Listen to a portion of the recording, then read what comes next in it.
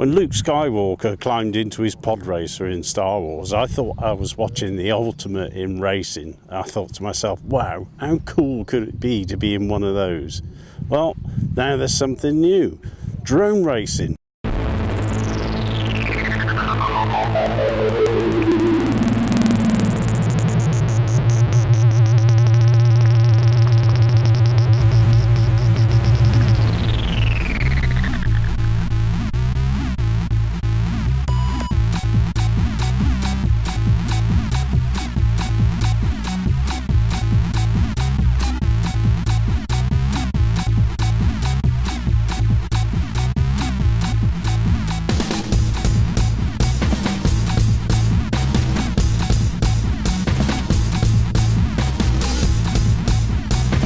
Here out in Breedon on the Hill with Chris Holmes from the Delta Hawks Flying Club, and you're running a drone club out here. Can you tell us a little bit about that?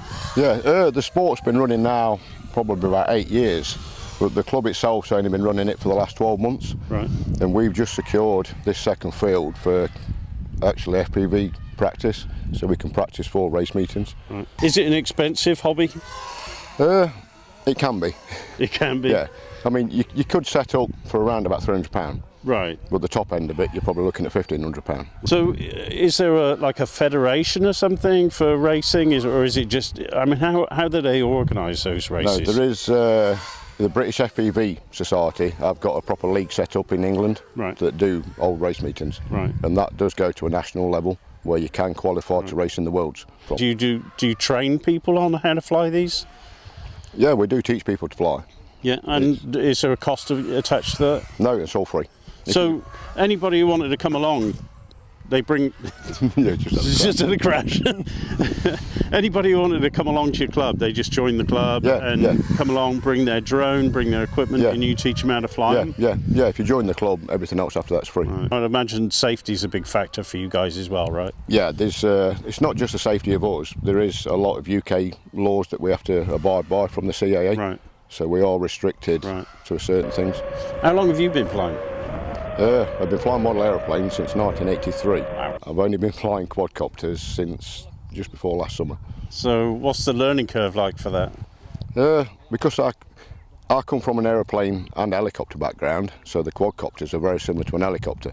So for me it was very easy. Right. But if you was a complete newbie, there is things we can set up on the copters to make it easier for you to start with. Right. It takes about 12 flights before you get used to being immersed in the goggles. Right. And then your head sort of gets around what's happening, and it is a lot easier then.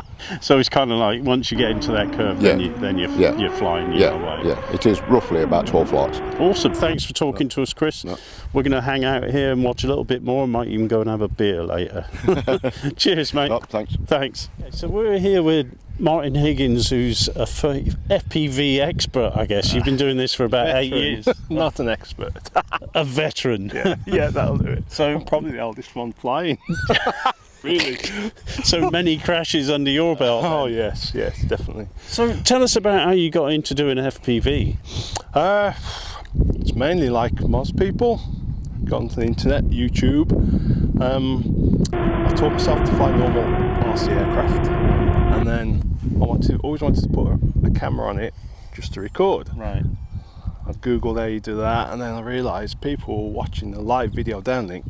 I thought, what? You can do it live? And then that was it then. Yeah. I can see how you can get totally addicted. Having worn the headset, you know, it's like, it's a totally different perspective that you get. Yeah, it's almost out of body experience slightly, because you're in the drone, and when you get caught up in a race, it's like being a fighter pilot. You forget where you are, where you're standing, whatever. Yeah, cool. Definitely. Yeah. Well, we'll be keeping an eye on it. We're going to stay out and have a little watch. Thanks. Nice one. Okay. Thanks, man. No problem.